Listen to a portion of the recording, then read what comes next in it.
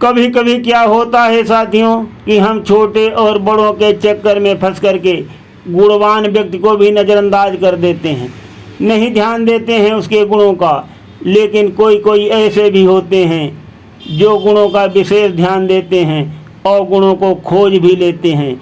आज हम सुनाते हैं सभी को एक राजा साहब की कहानी, जो महाराज स्वयं गुणवान व्यक्ति की खोज करेंगे। ध्यान से सुनिए, सुनाता हूँ राजा साहब की कहानी। राजा साहब को गुणवान व्यक्ति बहुत पसंद था और उन्होंने ऐलान कर दिया, जो गुणवान और मेरे योग्य ही लड़की होगी उसी के साथ मैं अपना विवाह करूंगा। राजा साहब का ये ऐलान सुन करके बहुत दूर दूर के राजा लोग अपनी बेटियों राजकुमारियों को लेकर के राजा के विवाह के लिए आए, किंतु किसी का राजा साहब को रूप पसंद नहीं आता था तो किसी के गुण पसंद नहीं आते थे।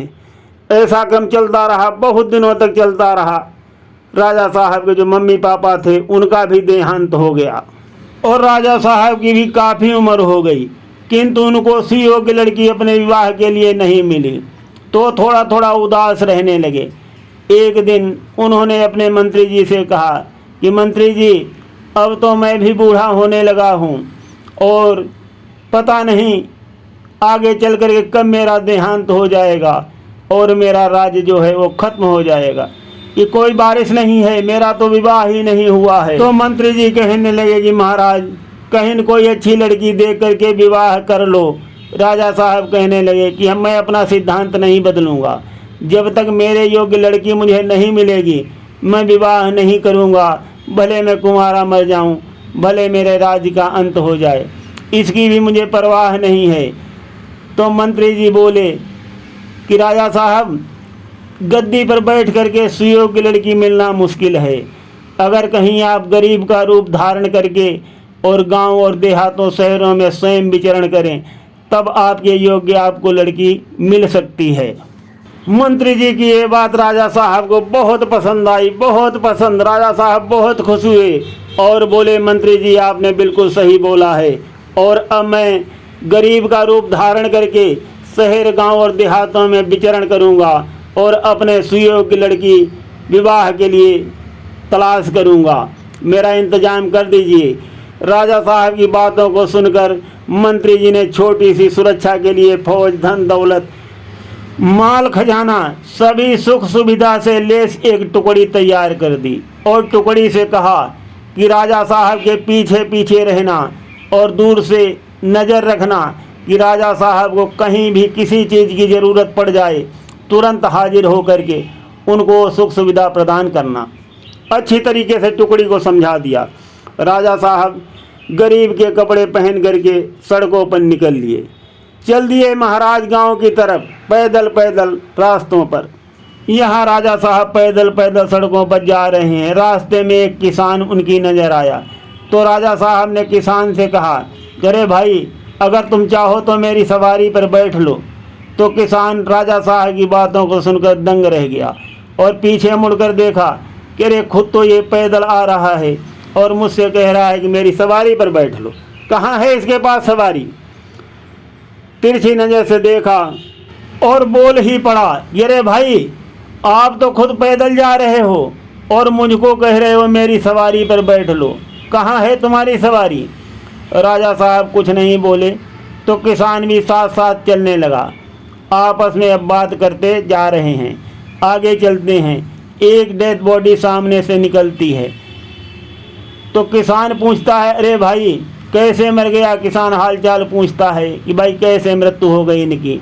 तो राजा साहब पूछते हैं कि आदमी मरा हुआ लिए जा रहे हो या जिंदा लिए जा रहे हो? किसान जो था वो राजा साहब की तरफ घूरने लगा और सोचने लगा कि अरे आदमी तो महामूर्ख लगता है और मेरे साथ चल रहा है, पता नहीं कहाँ पर हमको फंसा देगा। ये मरे हुए आदमी को कह रहा है मरा हुआ है या जिंदा है, ये अजीब अजीब बातें करता है और ये लोग तो दुख में हैं, कुछ नहीं कहा और आगे पता नहीं ये कैसी बातें करके हमको भी साथ में ले डूबेगा। और इस बार वो चुप नहीं रहा, राजा साहब को डांटने लगा, कहने लगा कि तुमको इतना भी अकल नहीं है, इतना भी तमीज़ नहीं है, तुम ऐसी बातें करते हो। इतना बड़ा दुख हो गया, आदमी संसार से जा रहा है और तुम मूर्खतापन की बातें करते हो, अजीब अजीब। बहुत डांटा राजा साहब को उसने। राजा साहब कुछ नहीं बोले, साथ साथ चलते रहे। चलते चलते शाम हो गई और वो किसान का जो है घर भी आ गया। किसान बोला कि मेरा तो गांव आ गया है, तुमको कहाँ जाना है? थोड़ा डांट के ही बोला, कहाँ जाना है तुमको? तो राजा साहब कहने लगे कि अगर यहाँ कहीं कोई धर्मशाला वगैरह हो तो वहाँ मेरा भी रहने का इंतज़ाम करा दो, मैं भी बहुत थक गया हूँ और अब आगे चला नहीं जाता, शाम भी हो गई, रात्रि में कहाँ जाऊँगा। तो किसान बोलने लगा कि मेरे घर में रुकोगे? तो राजा साहब कहने लगे तुम्हारे घर में कौन कौन रहता है? किसान बोला कि बड़ा परिवार नहीं है, मेरी पत्नी है, मेरी एक बेटी है और हम लोग 3 ही लोग हैं अपने परिवार में। तो राजा साहब बोले कि तुमको तो कोई कष्ट नहीं होगा। किसान बोला नहीं नहीं। साथियों, यहाँ पर हमें बता दें कि हमारे शहरी लोगों से गांव के लोग अभी भी इस मामले में बहुत आगे हैं और बहुत अच्छे हैं। किसान बोला नहीं नहीं, हमको आपको रात भर ठहराने में कोई दिक्कत नहीं होगी। तो महाराज कहने लगे ठीक है, अगर आपकी मर्जी है तो मैं रुक जाऊंगा, अगर आपको कोई कष्ट न हो तो। किसान बोला नहीं नहीं, मुझको कोई कष्ट नहीं है। तो राजा साहब जाते हैं किसान के घर में। तो किसान दरवाज़ा खटखटाता है, पत्नी जो है बाहर आती है दरवाज़ा खोलने, और जब बाहर का आदमी साथ में देखती है तो थोड़ा झिझक जाती है किसान की पत्नी। और फटाफट वो क्या करती है, जो अपने उसके बैठके में चीज़ें पर नज़र डालती है, कहीं कोई चीज़ इधर उधर तो नहीं लगी हुई है, और फटाफट सब सही करती है, बैठालती है। जब वो बैठ जाता है तो किसान की पत्नी पूछती है ये कौन है? तो वो बताता है किसान की मेरे साथ आ रहे थे और इनको रात हो गई है, अब ये रात भर यहीं रुकेंगे और सुबह अपनी मंजिल को चले जाएंगे। तो पत्नी बहुत खुश हो गई। गांव के लोग भी बहुत खुश हो जाते हैं, कभी किसी भी मेहमान को आने से बहुत खुश होते हैं गांव के लोग, अभी भी ऐसा है। तो बातचीत करने लगा, तब तक किसान की लड़की निकली। लड़की बहुत खूबसूरत है किसान की। राजा साहब की नज़र पड़ी लड़की की तरफ, राजा साहब ने देख लिया और फिर किसान से बातें करने लगे। उसके बाद किसान बोला कि हमारा घर कैसा लगा आपको? तो राजा साहब बोले कि बहुत अच्छा बना है, बहुत अच्छा बना है, लेकिन 1-2 ईंटें जो हैं वो थोड़ा टेढ़ी लग गई हैं, इसलिए थोड़ा सा वैसा लग रहा है। तो अपनी घर की वजह से नहीं किसान बोला, लेकिन अंदर अंदर बहुत गुस्सा हो गया। कहने लगा बहुत बदतमीज है, यहाँ भी इसने अपनी हरकत नहीं छोड़ी, कोस रहा है मन ही मन राजा को, लेकिन ऊपरी मन से कुछ नहीं कहा, क्योंकि राजा साहब उसके मेहमान हैं और उसके घर में बैठे हैं, इसलिए किसान इस बार कुछ नहीं बोला। किसान की पत्नी ने इधर फटाफट बहुत सुंदर भोजन बनाया, सबने प्रेम से बैठ करके भोजन किया। किसान पूछने लगा कि कैसा था भोजन? राजा ने कहा बहुत ही स्वादिष्ट, बहुत स्वादिष्ट भोजन था। राजा की बातों को सुनकर किसान ने राहत की सांस ली और सोचने लगा कि चलो इस बात तो गनीमत है, इसने कोई कमी नहीं निकाली, भोजन तो इसने अच्छा बताया, नहीं तो ये हर बात में कोई न कोई कमी अवश्य निकाल देता था। और भोजन के बाद उसी बैठके में जो है सोने के लिए बिस्तर लगा दिया गया। किसान बोला ठीक, भोजन कर लिया, अब यहीं सो जाओ। राजा ने कहा कि मैं आप सबको थोड़ी तकलीफ़ दूंगा, खाना खाने के बाद मेरी टहलने की आदत है, मैं आधा घंटा के लिए टहलने जाऊंगा, थोड़ा आप लोगों को इंतज़ार करना पड़ेगा। किसान बोला चलो कोई बात नहीं। पत्नी ने भी कहा कि चलो आप घूम के आइए, हम इंतज़ार कर लेंगे। और वो सब वही राजा के बिस्तर के पास बैठके में ही बैठे हैं, पति पत्नी और बेटी। तो जैसे ही राजा घर से निकले, किसान की पत्नी बोली ये कौन है, कौन है ये, कोई रिश्तेदारी में है? तो किसान बोला नहीं, रिश्तेदारी में कुछ नहीं है, माँ बेवकूफ़ आदमी है, बहुत ही बेवकूफ़ आदमी है। तो किसान की बातों को सुनकर जो पत्नी है वो दंग रह जाती है, करे मेहमान के लिए आप ऐसी बातें करते हो? बेटी ही बोली करे पिताजी मेहमान के लिए ऐसी बातें नहीं की जाती हैं। किसान बोला बेटी क्या बताऊं, ये है ही महाबेवकूफ़ आदमी, रास्ते भर इसने हमको बहुत परेशान कर दिया, अजीब अजीब ऊट पटांग बातें करता है। तो बेटी ने कहा कि पिताजी ऐसी कौन सी ऊट पटांग बातें कर दी मेहमान ने, बताओ। पत्नी और बेटी की बातों को सुनकर किसान जो है वो रास्ते की घटना बताने लगा और कहने लगा, जहाँ हमारी और इसकी मुलाकात हुई ये पैदल आ रहा था और मुझसे बोला कि बुरा न मानो तो तुम्हें मैं अपनी सवारी पर बिठा लूँ। ये पैदल आ रहा और मुझे कौन सी सवारी पर बैठा लेता कि मैं चकित होकर के सुन लिया। आगे आए एक फसल खड़ी थी तो मैंने कहा, वाह क्या फसल खड़ी है। तो ये बोला कि ये बोलने लगा कि ये फसल पता नहीं कटी हुई खड़ी है, पता नहीं फसल ऐसे ही खड़ी है।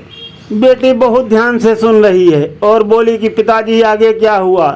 कि बोला, अरे बेटी आगे तो इसने हद ही तोड़ दी। एक डेड बॉडी जा रही थी, उसको ये कहने लगा कि इसको जिंदा लिए जा रहे हो या मुर्दा लिए जा रहे हो। कहिए उन लोगों ने कुछ कहा नहीं, दुख में थे, और कोई होता तो इसको बहुत मारता। हमारी भी पिटाई होती साथ में। अजीब अजीब बातें करता है। और यहाँ घर में आया, यहाँ भी देखो इसने एक कमी निकाल दी। कहने लगा एक दो ईंटें टेढ़ी मेढ़ी हैं इसमें। तो बेटी बोली, पिताजी वो आदमी बेवकूफ़ नहीं है, वो आदमी बहुत विद्वान मालूम पड़ता है, बहुत ही विद्वान मालूम पड़ता है। बेटी की बातों को सुनकर किसान चौंक पड़ता है और कहता, क्या विद्वान ऐसे होते हैं जैसा ये आदमी। बेटी कहती, हाँ हाँ पिताजी, विद्वान लोग जो होते हैं ऐसे ही बातें करते हैं। पिताजी अगर विद्वानों को कोई कमी नज़र आ गई तो तुरंत स्पष्ट बता देते हैं, छुपाते नहीं।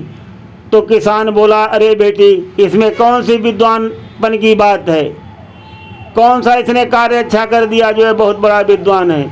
बेटी कहने लगी कि पिताजी सुनिए, इसने कहा था कि मैं तुमको अपनी सवारी पर बिठा लूँ, बुरा न मानो। तुमसे सभ्य तरीके से बात किया और इसलिए कहा कि अगर कहीं लंबा रास्ता हो और अगर कोई बात करने वाला साथी मिल जाए तो रास्ता कट जाता है और थकान भी नहीं आती है। इसीलिए उसने कहा कि चलो मैं तुमको बुरा न मानो तो अपनी सवारी पर बैठा लूं कि बातचीत करते चलो मेरे साथ, तो हमारा तुम्हारा दोनों का रास्ता आनंद से कट जाएगा। तो किसान चुप हो गया बेटी की बातों को सुनकर। बेटी के उत्तर को सुनकर किसान सहमत हो गया और बोला, चलो तो ये तो हम तुम्हारा मान लेते हैं, लेकिन आगे इसने जो खड़ी फसल को कहा था कि ये पता नहीं कटी हुई खड़ी है या ऐसे ही खड़ी है। बेटी बोली कि पिताजी आजकल लोग क्या करते हैं, खड़ी हुई फसल को ही बेच लेते हैं, कच्ची फसल बेच लेते हैं तो कटी हुई मानी जाती है।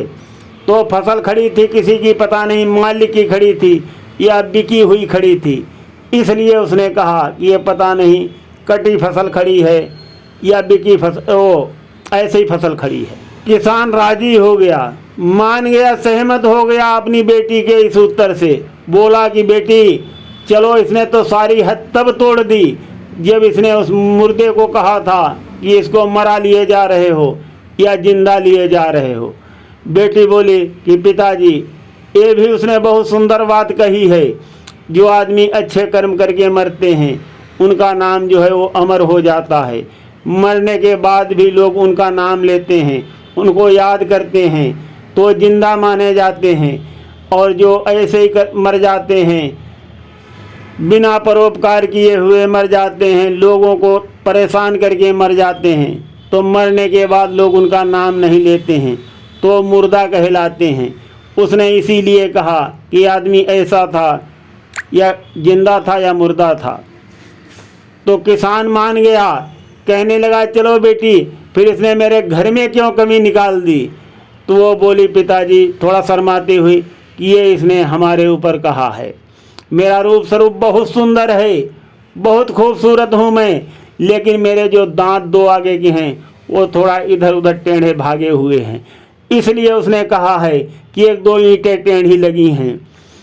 तो बेटी का उत्तर सुन करके किसान बहुत खुश हुआ और सोचने लगा कि वास्तव में वो आदमी बहुत विद्वान है, मैंने उसको इतना डांटा, उसने कुछ भी नहीं उत्तर दिया। यही सोच रहा है और राजा साहब भी सारी बातें सुन रहे हैं। राजा साहब कहीं गए नहीं थे, वो सोच रहे थे कि जैसे ही मैं हटूंगा ये किसान मेरी बात अपने परिवार को अवश्य बताएगा। तो राजा साहब उनकी बेटी और उसकी पत्नी की बातों को सुनना चाहते थे, इसलिए टहलने का बहाना करके दरवाजे पर ही खड़े हो गए थे। और किसान की बेटी की सारी बातों को सुनने के बाद राजा साहब कुंडी खटका देते हैं और जैसे दरवाजे की कुंडी खटकती है किसान का परिवार सहम जाता है। पत्नी और बेटी सहम जाती है, सोचती है कहीं ऐसा तो नहीं है इसने बातें सुन ली हों। तो राजा साहब खुश होते हुए आते हैं और सोचते हैं कि मुझे अपने विवाह के योग्य लड़की मिल गई है। अपना भेद खोल देते हैं, किसान से कहते हैं कि मैं यहाँ का राजा हूँ और तुम्हारी बेटी जो है मुझे पसंद है, तुम्हारी बेटी से मैं विवाह करना चाहता हूँ। राजा की बातों को सुनकर किसान दंग रह जाता है, चौंक जाता है, सोचता है कहीं मैं सपना तो नहीं देख रहा हूँ। और इधर राजा साहब किसान के परिवार से बात कर रहे होते हैं, तब तक राजा साहब को सुख सुविधा प्रदान करने वाली टोली वहीं पर आ जाती है। राजा साहब अपने खजांची को आदेश देते हैं कि 500 स्वर्ण मुद्राएं अभी किसान को दे दो। तो खजांची जो है तुरंत 500 स्वर्ण मुद्राएं किसान को दे देता है। राजा साहब कहते हैं किसान से कि अपनी बेटी को रानी के रूप में तैयार करो और मैं यहाँ का राजा हूँ, मैं बारात लेकर के आऊँगा और इज्जत के साथ तुम्हारी बेटी से विवाह करूँगा।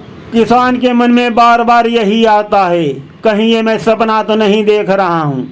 और राजा साहब से कहता है कि महाराज जाने अनजाने में मैंने आपको डांटा फटकारा है, मैंने बहुत गलती की है।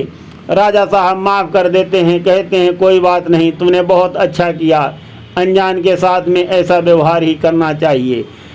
और राजा साहब अपने घर में राजपाट में आते हैं और बारात लेकर के शुभ लगन के हिसाब से उस कन्या से शादी करके अपने घर की महारानी बना लेते हैं। और अब हम कथा को यहीं पर विश्राम देते हैं। बड़ा हुआ तो क्या